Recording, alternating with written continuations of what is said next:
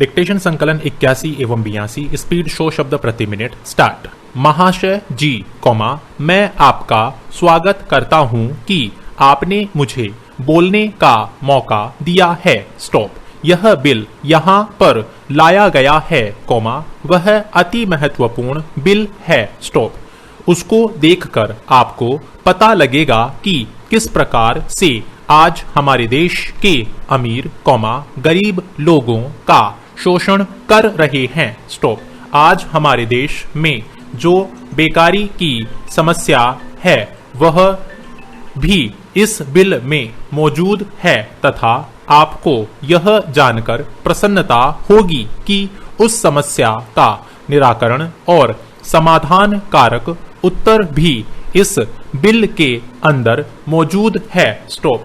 मैं आपको एक बात और बताना चाहता हूं कि अभी पीने के पानी के लिए जो नल कनेक्शन दिए गए हैं उसमें भी गरीबों के साथ न्याय नहीं अन्याय किया गया है। स्टॉप। आर्थिक रूप से संपन्न लोगों को एक एक कनेक्शन के स्थान पर दो दो कनेक्शन दे दिए जाते हैं और गरीब तबकों को पूरी बस्ती में सिर्फ एक नल कनेक्शन दिया जाता है जिससे उनके पानी की पूर्ति नहीं हो पाती है। स्टॉप। इसमें भी भेदभाव करना हमारी सरकार की एक खामी है। स्टॉप। इसे तत्काल दूर किया जाना चाहिए। स्टॉप।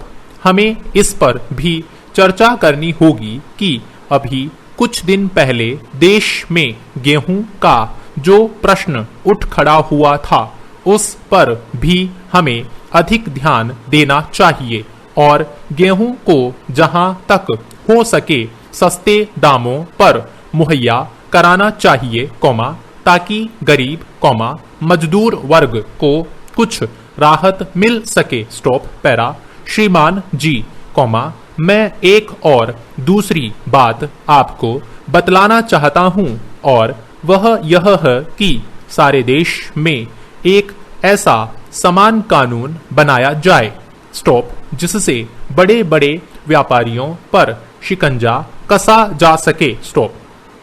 ऐसे जमाखोर लोग रोजमर्रा की चीजें गेहूं दाल चावल तेल गोदाम के अंदर जमा करके रख लेते हैं और जब भुखमरी पड़ती है या अनाज की कमी होती है तब ये लोग उसे मुंह मांगे दामों पर यानी कि ऊंचे भावों में गल्ला को बेच देते हैं। स्टॉप। पैरा। श्रीमान मेरा निवेदन है कि सरकार ऐसे लोगों के खिलाफ क्या कार्यवाही करती है। स्टॉप। मेरे मत के अनुसार उन्हें न्यूनतम 1 साल अधिकतम 2 साल की सजा अथवा 10,000 रुपए का जुर्माना होना चाहिए। स्टॉप।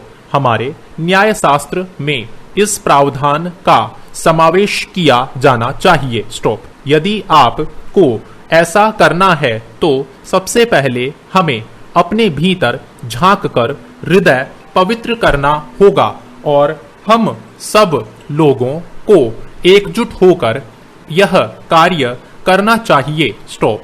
मुझको आपको तथा उनको और हम सब को इस बात के लिए तैयार होना चाहिए कि हमें इस बात को पूरे समाज के अंदर फैलाना होगा और उनके दिलों में यह बात घर कराना है कि जब हम सब मिलकर कुछ करेंगे तब ही समाज का भला होगा, देश का भला होगा। अगर एक दूसरे के इंतजार में हम बैठे रहेंगे तो इस समस्या से कभी भी छुटकारा नहीं मिल पाएगा। स्टॉप। पैरा।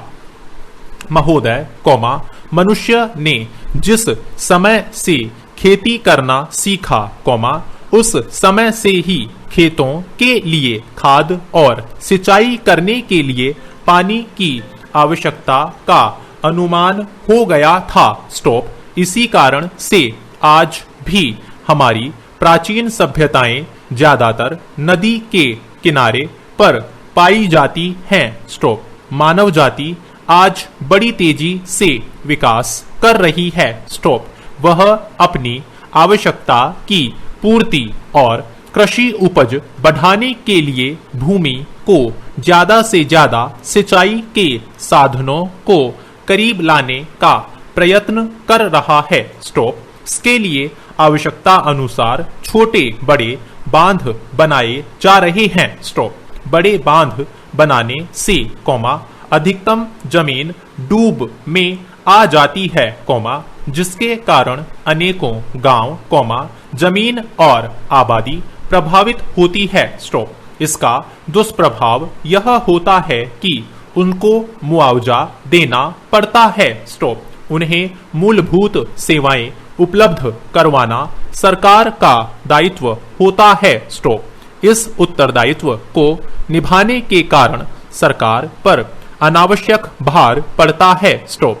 मैं चाहता हूं कि विस्थापितों को उचित मुआवजा और मूलभूत सुविधा प्रदान कर दी जाए। Stop para. भारत में गरीब बेरोजगार लाखों लोग रोजगार की तलाश में इधर उधर दर दर भटकते रहते हैं। स्टॉप।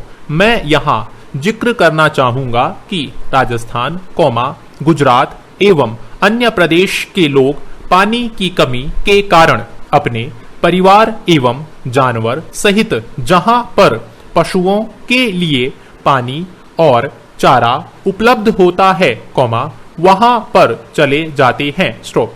पानी की पुनः उपलब्धता होने पर वे अपने गंतव्य पर वापस आ जाते हैं। स्टॉप।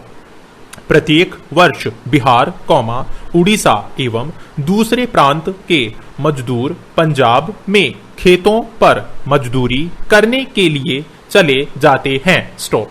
खुली सड़क पर जन्म लेना और वहीं मर जाना उनकी नियति बन गई है। Stop para. श्रीयुत, यह कितनी बुरी बात है। स्टॉप।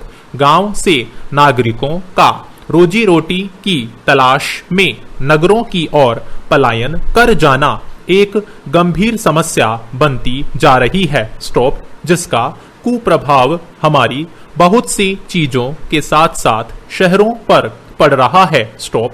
अपितु अनेक शहरों में आबादी इतनी तेजी से बढ़ रही है कि सरकार के भरसक प्रयत्न के बावजूद हमारे शहरी संसाधन कम पड़ते जा रहे हैं। Stop para. भारतवर्ष में जिस तेजी से जनसंख्या में वृद्धि हो रही है, उसी रफ्तार से संसाधनों का विकास, अनाज की पैदावार बढ़ाने के लिए अथक प्रयास करने होंगे। स्टॉप। अब आधुनिक तरीके से खेती बाड़ी करने के लिए, तकनीकी विकास करना आवश्यक हो गया है। स्टॉप। आज फसल को सींचने के लिए बड़े बड़े बांध बनाने की आवश्यकता को महसूस किया जा रहा है। स्टॉप। इन छोटे बड़े बांधों में छोटी बड़ी सभी नदियों और बरसात का पानी इकट्ठा किया जा सकेगा। स्टॉप। इस संचित किए गए उपलब्ध पानी का सिंचाई करने के लिए महत्तम उपयोग हो सकेगा। स्टॉप। जितना बड़ा बांध होगा, उसमें डूब का क्षेत्र भी उतना ही बड़ा होगा और उसी के अनुपात में प्रभावित लोगों की संख्या बढ़ती जाएगी। Stop rest. थैंक यू साथियों, इस चैनल को सब्सक्राइब करें और बेल आइकन को प्रेस करें ताकि लेटेस्ट वीडियो की जानकारी आपको मिलती रहे।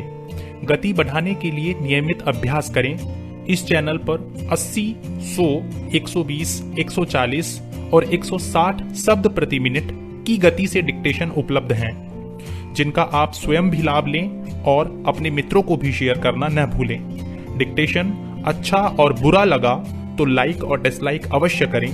कोई सुझाव या प्रश्न हो तो कमेंट बॉक्स में लिखें।